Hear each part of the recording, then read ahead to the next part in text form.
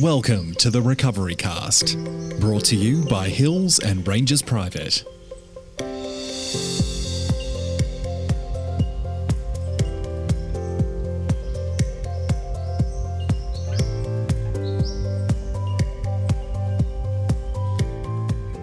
Hello and welcome to the Recovery Cast, brought to you by Hills and Rangers Private. My name is Oliver and I'm a former alcoholic and addict now in recovery.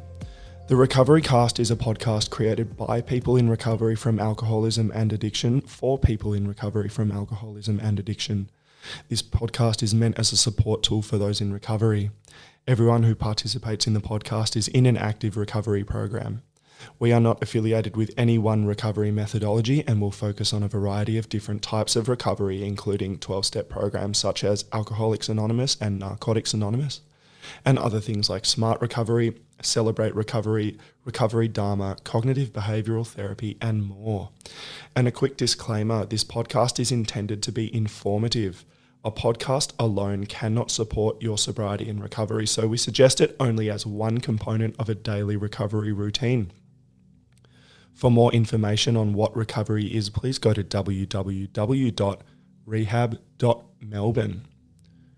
Now, Alexis, can you please save me from my rapidly fading voice?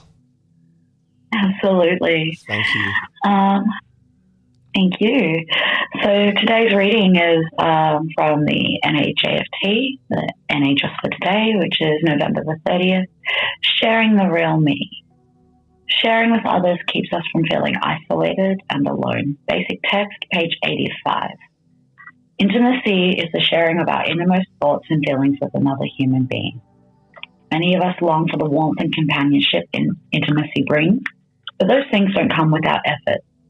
In our addiction, we learn to guard ourselves from others lest they threaten our using. In recovery, we learn how to trust others. Intimacy requires us to lower our defenses. To feel the closeness intimacy brings, we must allow others to get close to us, the real us. If we are to share our innermost selves with others, we must first have an idea of what those innermost selves are truly like. We regularly examine our lives to find out who we really are, what we really want, and how we really feel. Then, based on our regular inventories of ourselves, we must be as completely and consistently honest with our friends as we can be. Intimacy is a part of life, and therefore a part of living clean. And intimacy, like everything in recovery, has its price. The painstaking self-scrutiny intimacy calls for can be hard work, and the total honesty of intimacy often brings its own complications. But the freedom from isolation and loneliness that intimacy brings is well worth the effort. Just for today, I seek the freedom from isolation and loneliness that intimacy brings. Today I will get to know the real me by taking a personal inventory, and I will practice being completely honest with another person. Wow, that's a heavy one. Oh, it's a great one. It's a great one, yeah. This, as I was reading that out, I just kept getting images of my sponsor and my relationship with her flashing in my head.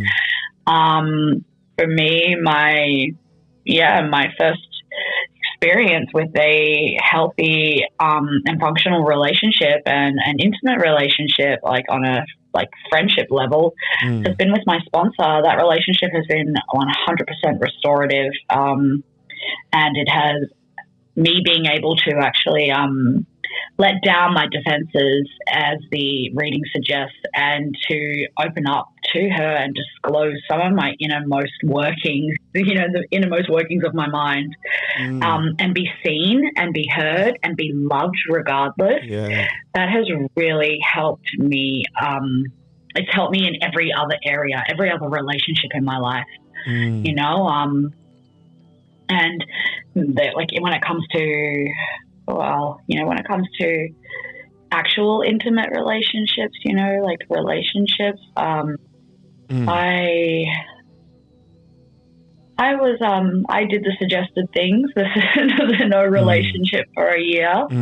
But in saying that, I had come out of a incredibly toxic and violent relationship.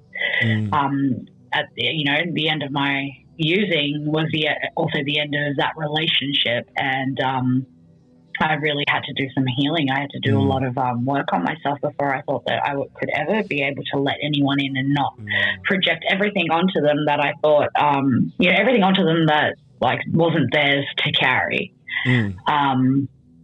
As well as like learning how to love myself and learning how to trust myself, like being able to do that, being a good companion to myself is how I've learned how to be a good companion to other people. Yeah.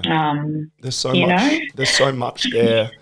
I mean, yeah, there really is. There'll be. I could keep going. Yeah. Well, there will be people who are listening who can really identify with that, and I think for me, or just as a sort of observation of what recovery is like for a lot of people, is that that people that they live with this like shield that covers themselves, or this veil of their addiction or their alcoholism or whatever it is, that they're never actually really their true self. No, and when that veil is removed, when we get into recovery, when we go to rehab, when we get clean or whatever you want to call it, we learn. It's this period of learning who we really are, and sometimes we have to learn who we are. Sometimes who we are is just revealed to us just simply because we are not affected and intoxicated anymore. But that intimacy, I think, is allowed to come into fruition, or like it is revealed, and not everybody will be experiencing it in the same way. Some people will be getting into recovery with a partner at home waiting for them to get home from rehab, or it may not be that like intimacy in a sexual way. It may be intimacy in terms of an intense and real connection with someone, whether it's your family or your friends or a sponsor. And I think in recovery, we it says we must allow others to get close to us. And I think that is an important part of the healing process from addiction. Absolutely. I, for one, spent a long time with my guards up, and I wouldn't let anybody get close, because the thing that I wanted to do all the time was literally just act out my addiction. So people came second. And I agree with that. I didn't have time for any sort of connection or intimacy on like a cellular level. I did learn to imitate it quite well, to a degree.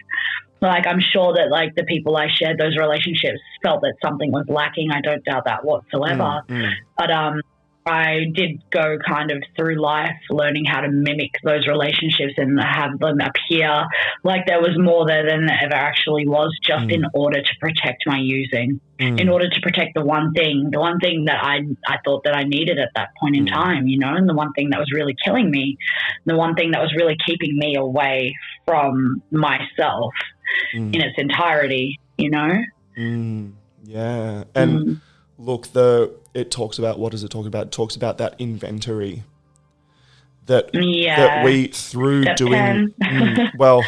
Through step 4, step 10, through the self-examination that we do in recovery, whether it's through working steps or whether it's just through the clarity that sobriety can bring, we work things out for ourselves, and we learn this new way of living, without the use of drugs or alcohol. And look, it is revealed, and I think we have to learn how to live these relationships in a new way. And I was thinking, what are they talking about? The innermost self. What is, initially I thought, well, what is my innermost self? I don't know what they're talking about, and I'm over 4 years clean, and I still don't know what you mean by that. So it's, I mean, there'll be people in various stages of understanding what the innermost self is. I certainly have one idea of it. What do you sort of think that people can expect, or what did you find from that? Um, oh, I'm not sure. What did I find from that? Yeah, it's so hard to know. Yeah. I don't know, to be honest. Like, I wish I could. Answer something like that. I wish I could. Yeah. It's a little tricky. I mean, is it something? I feel like that's something that requires a little bit more deep thought. Yeah. Well, what is it? Is it the self that's not affected by intoxication? Is it the self that's not holding, loved ones at arm's length because they're protecting their addiction, or they're trying to hide their addiction so that they're hiding this secret? It's curious, for me, I certainly wanted to hide my addiction from my mum. I wanted to hide it from my sister. And so I felt like that almost like my addiction was my innermost self. I wanted to hide this monster that was living inside me. You know what? Yeah. When you put it like that, yeah, I thought that was all I needed, and like it was the be all and end all, and it was the one thing that was keeping me alive, when in reality it was taking my life and everything that I loved away from me. And trying to, how do I say it? Like going back over, like in reflection, like who I am now. At the end of the day, especially, I do take personal inventory. I don't do it every day as I once did. I do spot check inventories when I feel like I need to, and I feel like, I'm not living quite so cleanly. Like my behavior isn't so clean in this area or in that area, and maybe I need to do some reflection. And sometimes I do a nightly inventory, which asks me, like, is there anything that I did today that harmed anyone? Is there anything that I did today that harmed myself?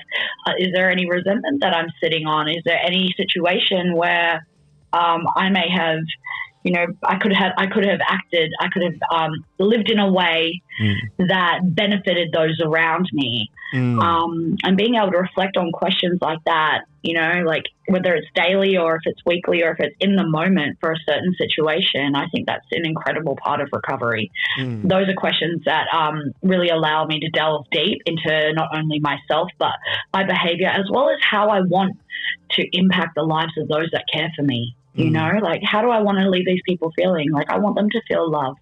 I want them to know that I love them and that I'm there for them, that I support them. And that's your innermost self. That is my innermost self. Yeah, it really is, and when I look back on how I behaved in active and even how I was in early recovery, like I wasn't able to connect with that aspect of myself. I wasn't able to connect with that loving part of myself whatsoever. I had to really keep that self deep, like that self deep down, and I let down those barriers. Yeah, look, I reckon this is a great topic to talk about, the innermost self, which we are going to continue talking about after the break. You're listening to the Recovery Cast by Hills and Rangers Private, now playing daily on iTunes, Spotify, and YouTube. For more shows, visit us at www.rehab.melbourne.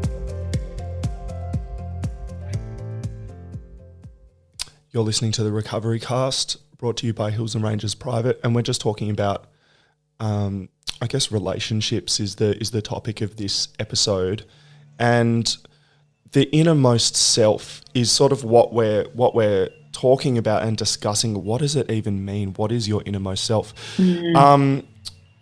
For me, I think something that I learned about what my innermost self is, it's this very abstract word. Like, what is it?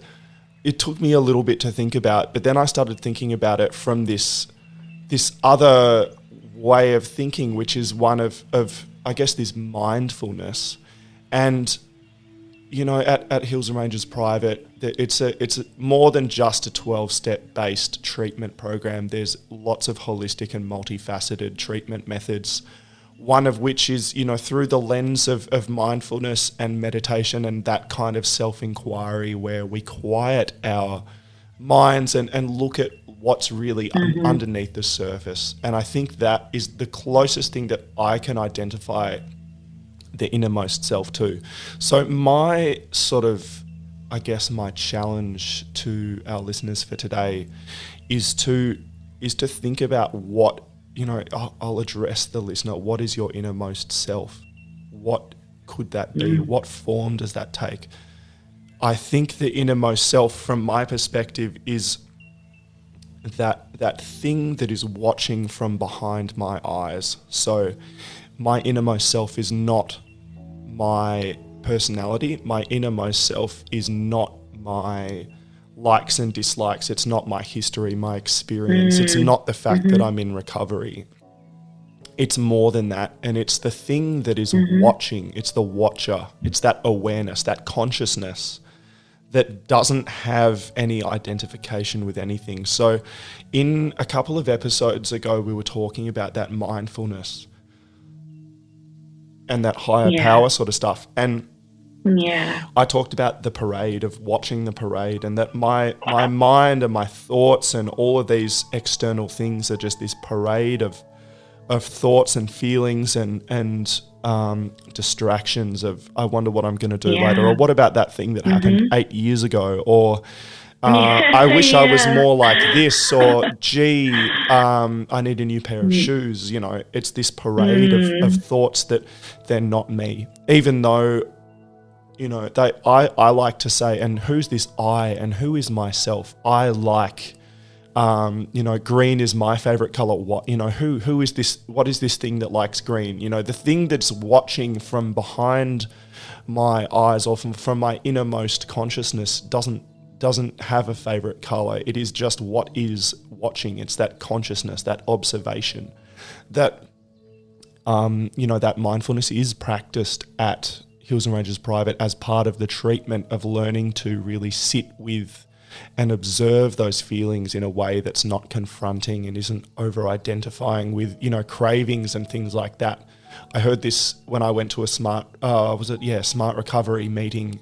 I heard this phrase called urge surfing, and I've heard of that as well. It's being the watcher and watching the urge and realizing that we are not the urge, that we are something that's watching the urge. And when we're watching it from a higher place of consciousness, we don't see it. And that, to me, is what my innermost self is the watcher, And so the fact that I am now in recovery, and the fact that, some of our listeners will be new in recovery, some of them may not be, some of them may, it doesn't matter where you are, that we all have that innermost self, that consciousness. And that, to me, is what the innermost self is. The fact that I'm clean, the fact that I'm working a strong recovery program, and my consciousness is not clouded with intoxication, allows me to actually share the innermost self, to share that real me with others. That's what I think this reading is getting at, which is that's so much deeper than sort of this really superficial concept of the innermost self. This is really, it gets into like this Zen core kind of thing. And that's really what I think stops us from feeling isolated and alone, is when our innermost consciousness and our innermost self is fully present around other people, whether you're fully present around your sponsor, or you're fully present around your mum or your sister or your partner or whatever. That is the thing that is really conscious and looking and seeing and experiencing in its fullest way, and not thinking about, that I can, in active addiction, I was around my family and stuff, and all I wanted to do was leave and go and use. And that wasn't my innermost self. That was just this shell of a person that wasn't present. Right? Do you ever get that feeling of like being fully connected with people around you? I do. And I don't find it as exciting and overwhelming as I did to start off with. I remember when I first started bonding with my sponsor, when I first started connecting with people in the rooms, I was so excited about it. It was like I hadn't been spiritually held for the longest time. It was like suddenly like my energy was like getting something back, and I was able to also contribute. And I don't know, it blew me away, like something that I thought was so far away from me in my life in active addiction. I suddenly had, and it was free, and like there were people in my life who were just so willing to love me and so willing to care for me and so willing to just see me get well. And that was amazing. Like that was honestly, it's a really beautiful experience, and I'm able to be much more humbled by it and grateful for it nowadays. Whereas at the start I was like, whoa, what is this? Yeah, it's very confronting. I was like, I don't think I'm worthy, But now I 1,000%. I'm like, just love me, let me love you. Like it says it's painstaking in the reading that self-scrutiny intimacy calls for, and sometimes we have to be able to reflect upon ourselves. Sometimes it is so painstaking. I quickly want to touch on this passage from The Power of Now, the book by Eckhart Tolle that I talked about in a previous episode.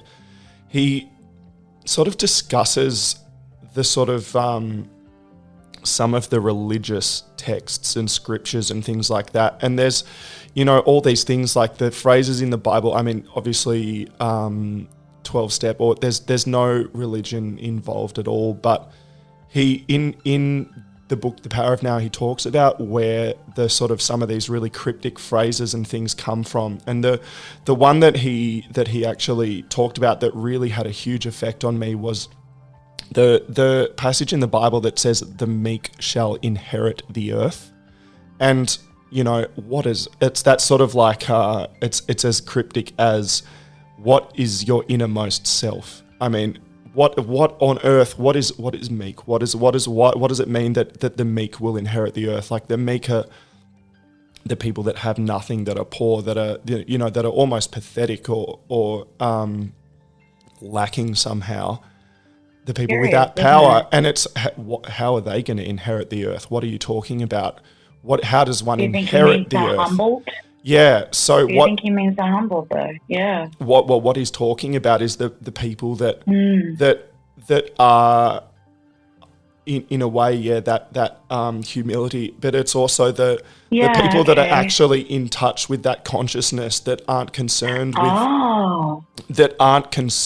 with all these thoughts and ego and that parade, manifestations. It's that parade that the people that are watching the parade, they're the ones that actually inherit the earth. And what he means by inherit the earth is that they're actually there to experience it rather than living through this lens of sort of identification with everything. It's bizarre. And then he says, for theirs is the kingdom of heaven. And what does he mean by that? It means that if you actually are really conscious and experiencing your innermost self, that is what heaven is, because you are... That's beautiful. You are fully experiencing the beauty. So when I'm connected with my innermost self, I stop thinking about how I'm losing my voice and that, I need to stand up because I've got pins and needles in my legs and I'm looking out the window at this beautiful tree that's flowering in my garden. That's inheriting the kingdom of heaven. Yeah. Mm-hmm. So there's so much. I mean, the real me. What does it mean to you, listeners out there? What is the real you? And, it doesn't have to be some sort of bizarre spiritual understanding. It can be whatever you want it to be. Yeah. We find our own understanding. It can be incredibly earthly. Incredibly earthy and full of love, I mean, you've got Indigenous heritage, Alexis, and I think that there is so much that we can learn from in terms of that, because that is, some people would say that there's this whole like Indigenous culture of really inheriting the earth and experiencing it. And so there's I mean, we all have to work out what it means to us. What does it mean? And that's this beautiful, beautiful journey that recovery, it's not just a 12-step thing, but it's actually living in recovery and living as our innermost self and our true self without the need to drink or to use drugs or act in those addictive behaviors, that we can all grow and learn to live life in this beautiful way. How cool. I reckon we can. That's awesome. Look, that's how profound. We can end the episode right there. We can talk about, we can leave it at beautiful. that. So look, thank you so much again, Alexis, and thank you for listeners. Awesome. Thank you, Ollie. No, not a problem at all. Thank you for listening to another episode of the Recovery Cast, brought to you by Hills and Ranges Private. If you have any questions, jump on www.rehab.melbourne or call 1800 422 711. The staff at Hills and Ranges Private will answer any questions you may have. And until then, enjoy your life and get in touch with your innermost self. And I'll see you soon on another episode. Cheers. Thank you for listening to the Recovery Cast. For more, visit us at www.rehab.melbourne.